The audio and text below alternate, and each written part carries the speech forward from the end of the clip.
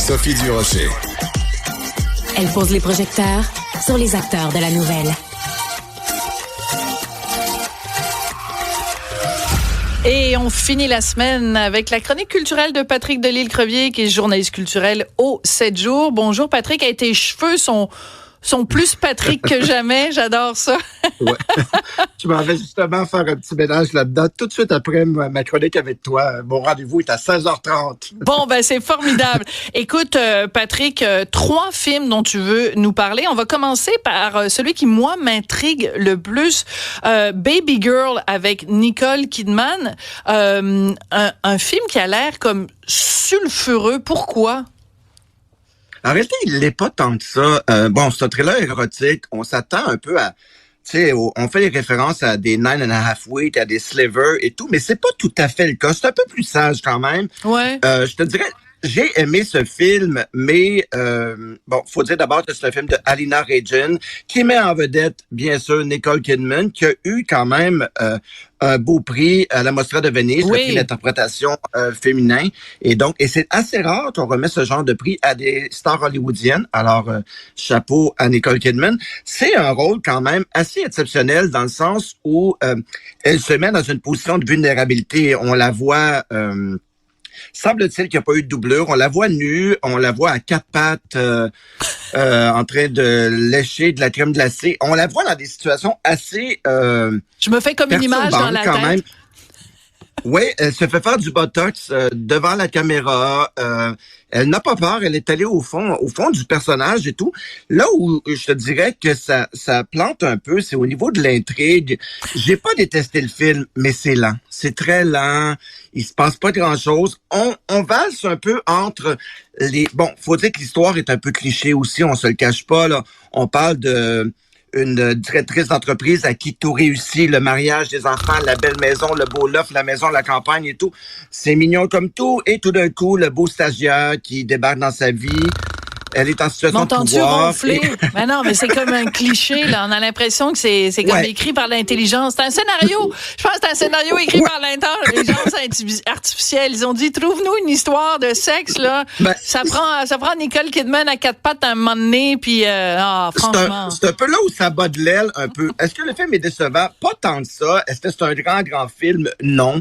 Ça se situe un peu entre les deux. Tu sais, je fais un peu un parallèle avec, je sais pas si tu as vu le film Elle, il y a quelques années, avec Isabelle Huppert, un film de Paul Verhoeven, qui était beaucoup plus réussi. Celui-là bat un peu de l'aile, c'est un peu dommage. Bon, c'est pas une catastrophe cinématographique, on s'entend.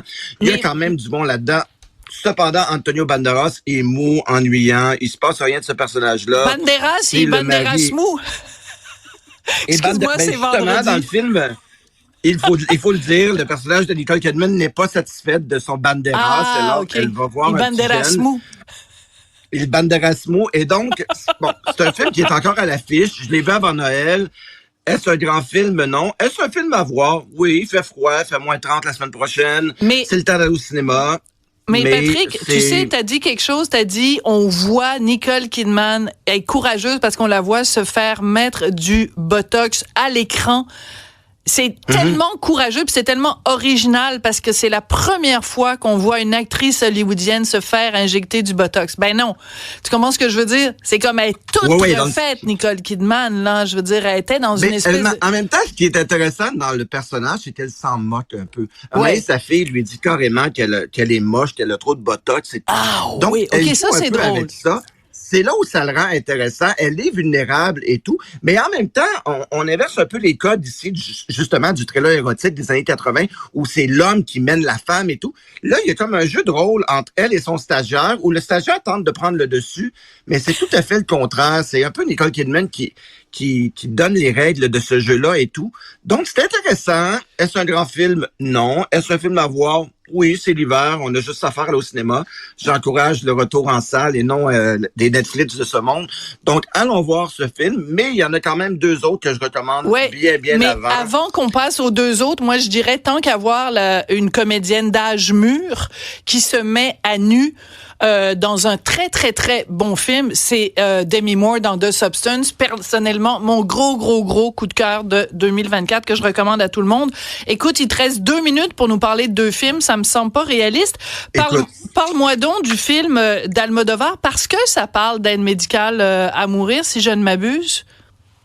Oui, c'est pas mon coup de cœur. Mon coup de cœur est le film d'Ozon. Je vais sûrement t'en parler dans un autre. Mais écoute, le film d'Almodovar, c'est quand même son premier film en anglais, son premier long métrage en anglais. Il a fait des cours avant. C'est la première fois qu'il travaille de cette façon-là. Est-ce que c'est un grand film d'Almodovar? Non. C'est un film d'Almodovar. Il y a ici la rencontre de 2 grandes actrices. On s'attend quand même à un grand film quand on va voir cette rencontre-là. Est-ce qu'on est déçu? Un petit peu quand même. Au niveau de l'intrigue, au niveau du dialogue, c'est... Julianne Moore et Tilda Swinton. Oui. Ouais. Le film est en 2 temps. Au début, on comprend pas trop où ça s'en va, on comprend pas la relation.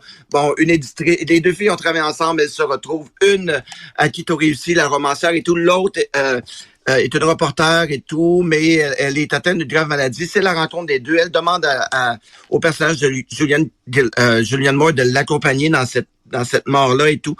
Et c'est dans la deuxième partie où ça devient plus intéressant, où justement, on explore l'idée de la mort et tout. Là, c'est plus... on reconnaît plus le personnage d'Almodovar. Mais en même temps, c'est un film d'Almodovar. Donc, on a des diverses surtoises, on a tout ce qui vient. Patrick, on aime ça. Patrick, oui. Regarde, je vais te montrer quelque chose. Mon petit stylo ici, quand je le lève, ça veut dire qu'il te reste moins d'1 minute. Et là, quand je le mets comme ça, c'est qu'il te reste 30 secondes. Alors, Almodovar, on va y couper le sifflet. Mais je retiendrai quand même de cette conversation que c'est la première fois de ma vie que je vais avoir dit en ondes Banderas mou. Mais je trouve ça sonne bien. Il me semble que je vais le redire encore. Merci beaucoup, Patrick. Je suis tellement heureux que ce soit avec moi, Sophie. Alors, oui, c'est notre premier Banderas mou ensemble. Merci beaucoup, Patrick Delisle. Crevier, à la semaine prochaine. Sybelle Olivier, on se reparle la semaine prochaine. Merci, au revoir. Une autre vision de la